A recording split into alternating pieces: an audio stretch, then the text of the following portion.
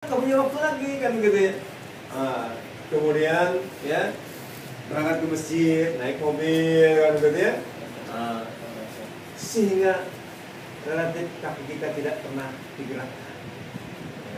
Sehingga aliran oksigen ke otak itu sangat berkurang dan sangat, dan itu yang sering menyebabkan kebutaan kan gitu ya. Kemudian kaki terjadi stroke dan sebagainya karena ya oksigen yang tidak bisa mengalir secara maksimal ke otak.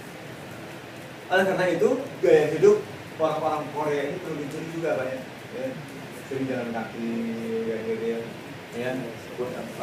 Naik sepeda ontel dan lain sebagainya, itu adalah harus didukung. Makanya fasilitas umum di sini saya perhatikan ya sangat diutamakan oleh pemerintah gitu. Ya, supaya manusia yang suka jalan dan manusia yang berjalan akan sehat, dan jalannya bukan jalan santai Pak, jalannya harus cepat. Rasulullah Shallallahu Alaihi Wasallam ketika jalan kaki itu seperti batu yang diimbing dari bukit, cepat terus sehingga dipastikan berkeringat ya. Tidak tengok kanan tengok kiri ya. Kalau beda kan kalau jalan santai, tengok kanan tengok kiri sehingga nggak keringetan ya. Selain tidak keringetan, banyak maksiat ya. Tengok kanan ada yang hijau, tengok kiri ada yang merah ya. Ke depan ada yang putih, Masya Allah. Nah, Rasulullah tidak ya, jalan begitu cepat sampai tujuan, cepat sampai tujuan dan berkeringat. Jangan lupa, keringat itulah racun, sehingga kalau tidak dikeluarkan dia akan menimbun racun dalam tubuh kita. Singkat kata, dari apa yang saya uraikan tadi di atas ya, mari kita mulai sekarang berpikir proporsional ya, agar bisa menggunakan fasilitas yang Allah berikan kepada kita sesuai dengan kehendak Allah Subhanahu wa taala. Bagaimana caranya?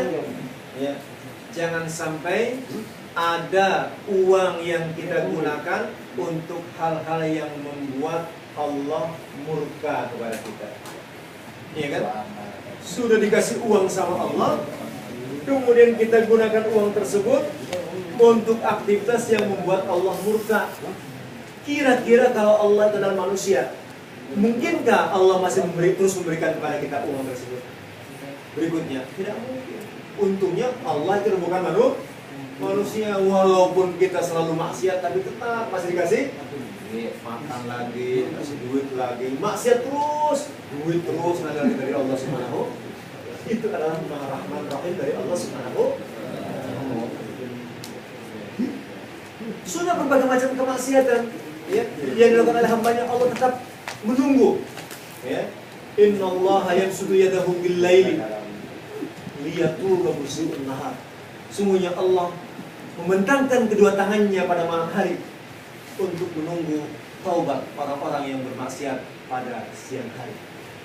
Dan Allah membentangkan kedua tangannya pada siang hari untuk menunggu taubat orang-orang yang bermaksiat pada malam hari. Ditunggu lagi, ternyata nggak tobat juga. Tunggu besoknya, nggak tobat juga. Tunggu besoknya lagi, belum tobat juga. Kenapa? Karena yang ditunggu menggunakan prinsip kelapa muda kupas-kupasin, kelapa tua tinggal batoknya. Selagi muda puas-puasin, nanti kalau sudah tua tinggal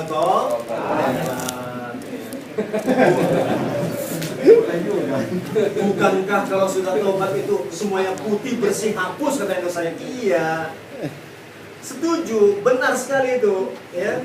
Walaupun kita tobatnya ketika tua ya, dan begitu banyak maksiat yang kita lakukan, tapi ketika kita bertobat semuanya akan terhapus dan putih kembali bersih ya. Kata tambahan kita, kalau kita bertobat, masalahnya apakah masih ada kesempatan bagi kita untuk bertobat atau tidak? Ya adalah Ustaz, nanti kalau sudah pulang dari Korea baru saya bertobat kan ya kan. Emang pasti kita akan pulang ke Indonesia? Belum pasti kan? Emang pasti kita masih hidup sampai tahun depan? Belum pasti kan? Emang Emang pasti kita hidup sampai bulan depan? Emang kita yakin bisa hidup sampai besok pagi? Belum tentu kan? Ya, tetangga saya di Jakarta itu, ya, Isya jam 8 itu masih jaga warung. Ya, masih ngobrol. Ya, jam 10 tutup warungnya. Jam 10 warungnya tutup. Ya, dalam dulu katanya kan. Tidur. Jam 2 dibangunan sama istrinya. Ya, Pak. Pak. Diam aja tuh. Ya. Suaminya diam saja. Digerak-gerakin. Loh, kaku katanya. Sudah nggak ada. Sudah tidak ada. Tanpa sakit sedikit pun. Ya. Maka kalau kita melihat seperti ini, orang yang lebih sakit itu harus bersyukur. Artinya diingatkan oleh Allah Subhanahu wa Ta'ala. Biasanya kalau orang yang sudah sakit, apalagi sakitnya sudah keras, itu sudah semakin dekat dengan surga, iya kan? Bertobat, menyesal, dan kalau punya harta juga mau disedekahkan hartanya. Biasanya kalau sudah mau mati kan, kalau sudah mau mati kan gitu ya. Maka bersyukur orang yang lebih sakit itu diingatkan oleh Allah Subhanahu wa Ta'ala daripada orang yang mati sebelum nggak ada penyesalan, ya. Tidak ada pertobatan kan gitu ya.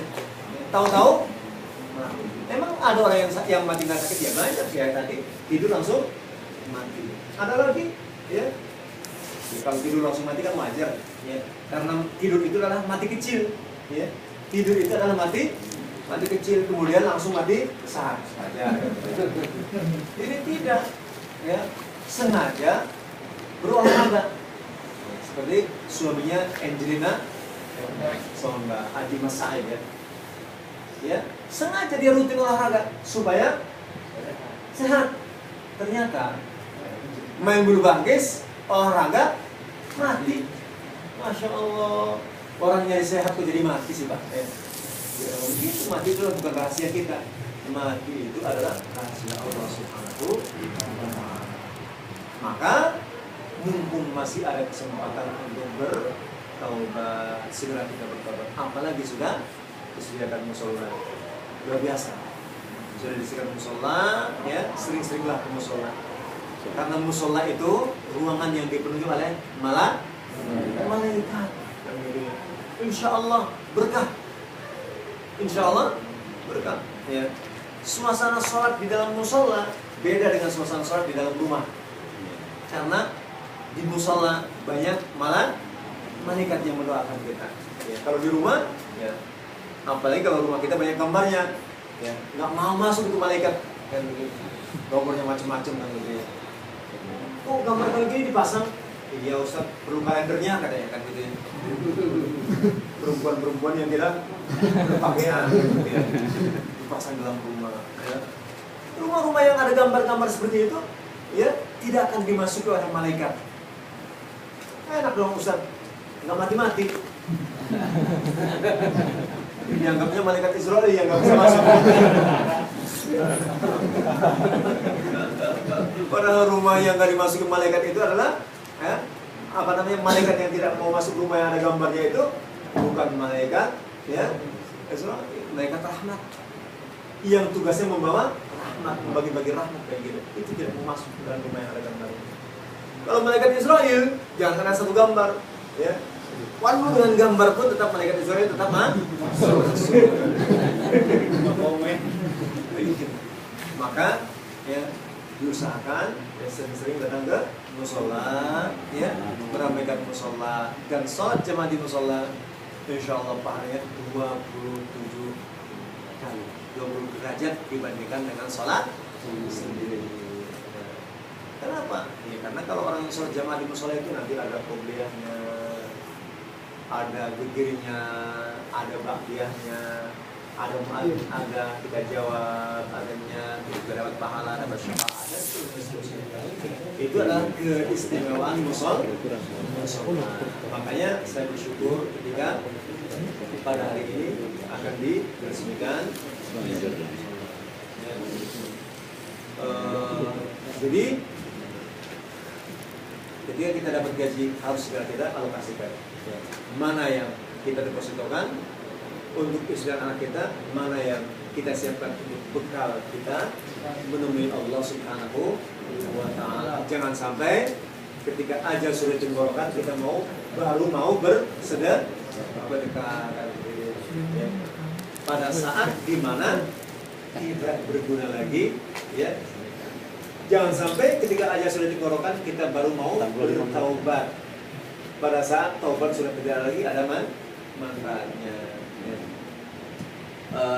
Sebelumnya atau terakhir saya akan mengenalkan diri ya. Alhamdulillah saya di sini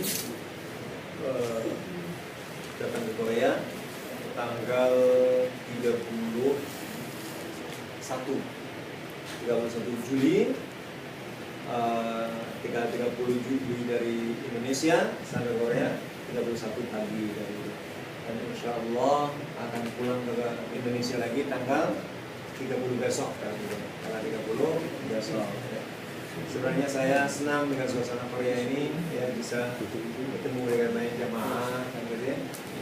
Tapi ya walaupun Pak Suli juga minta agar saya mau memperpanjang kepada di saya di sini, dan karena saya terikat dengan ngajar ya, pesantren ya, di sekolah tinggi Ilmu Syuruddin, aktivitas saya rutin ya, sehingga saya mohon maaf sebesarnya kepada Pak Suli, saya bisa menambah waktu dan kesempatan saya di Korea. Insya Allah hari Kamis tanggal 30 Juli ya, 30 Agustus saya pulang ke Indonesia.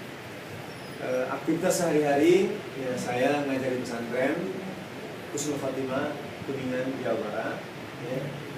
Yang santrinya adalah tingkat SMP dan SMA. Santri pesantren Husnul Fatimah alhamdulillah sudah 2.500 lebih. Kemudian saya juga mendirikan pesantren ya, dan mengelola pesantren tahfidzul Quran ini untuk anak-anak usia SD. Anak-anak usia SD dengan konsentrasinya menghafal Al-Quran dan sekolah formal. Di sekolah formal SD negeri kan gitu ya. Nanti mereka juga menghafal Al-Quran. Jadi kalau bapak-bapak yang sudah punya anak-anak usia SD ya, daripada pendidikan anak-anak bapak di rumah tidak jelas kan gitu ya, mendingan didirikan di pesantren. Bapak meninggal insya Allah anak-anaknya bisa kirim surat Yasin lah gitu ya. Bisa kirim surat Al-Baqarah, bisa kirim surat Waqiah kan gitu ya. Daripada ya nggak jelas pendidikannya ya, jangan-jangan ya kita meninggal boro-boro ya ngirimin surat Al-Baqarah kan gitu ya. Paling hanya bisa ngundang tetangga ya untuk mendoakan, masya Allah kan gitu ya. Kira-kira lebih ikhlas mana ya, doa anak atau doa tetangga? Pasti doa anak Pak ya. Kalau anaknya ngerti doa kan gitu ya. Kalau anaknya ngerti doa ya. Doanya apa yang dibaca? Rabbighfirli wa liwalidayya warhamhuma kama rabbayani shaghira. Kok bacanya dari kiri ke kanan? Rabbighfirli wa liwalidayya. Oh, ternyata yang dibaca huruf Latinnya. Ada kan? Ada. Surat Yasin ditulis dengan huruf Latin. Yasin wal Qur'anil Hakim innaka laminal mursalin. Kira-kira pahalanya dapat berapa itu ya? Karena ya, janji Rasulullah kan gitu. Barang siapa membaca satu huruf Al-Qur'an ya, maka ya Allah akan memberikan kepadanya satu kebaikan dikali 10 kebaikan. Kalau kita baca Yasin, itu berapa huruf? 2 huruf kan? Ya dan sin. Tapi kalau ditulis dengan huruf Latin menjadi berapa huruf itu? Banyak gitu kan? Ya sudah 3. Sin, ya sudah 4. 7 huruf.